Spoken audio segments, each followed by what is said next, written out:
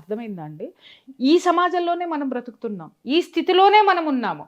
ఈరోజు మరి ఆ రోజు ఆ ప్రేమ, ఆ స్థితి, ఇది ఇక్కడ కొన్ని విషయాలు మనం కూలంకషంగా మాట్లాడుకోవాలి. ఆ రోజు ఆ అమ్మాయి తెలిసి తెలియని వయసు అది. అది టీనేజ్‌లో ఉన్నటువంటి వయసు. ఆ భావోద్వేగాలు ఎలా ఉంటాయో కూడా నేను చెప్తాను. ఆ రోజు ఆ అమ్మాయి ఏం మాట్లాడింది? ఒక ఆడ, మగ కలిసి కాపురం చేస్తే పిల్లలు పుడతారండి. మా అమ్మ, నాన్న అట్లాగే ఇది చేస్తే నేను పుట్టాను. ఇంకా బ్లంట్‌గా చెప్పాలంటే పుట్టాను అనేటటువంటి వాడకూడనటువంటి పదం ఆవిడ వాడింది. ఆ రోజే నేను అది ఖండించాను. ఈ రోజు మరి అదే అమృత అదే అమ్మతో కలిసి ఉందిగా. ఆ రోజు ప్రేమ లేదని మాట్లాడింది. మరి ఈ రోజు అమ్మతో వీడియోలు చేస్తుంది. అమ్మ వచ్చింది అని ప్రేమగా మాట్లాడుతుంది. అప్పుడే చెప్పా, తల్లిదండ్రులు రక్త సంబంధము ఇది ఎప్పటికీ నిలబడి ఉంటుంది అని చెప్పా.